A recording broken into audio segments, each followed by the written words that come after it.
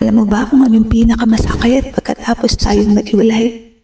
Yung mga panahon na wala kang gagawin kundi umiyak.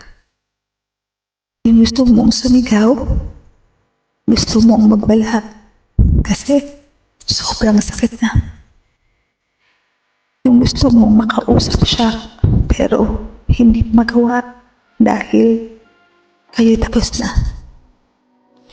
Yung halos gabi-gabi kang umiiyak, halos hindi makatulog sa kakaisip kung bakit pinagtampo, kung hindi naman inilaan para sa isa't isa. Kung bakit minahal mo pa siya, gayang iiwan ka rin naman niya. Ang dami kong tanong kung bakit.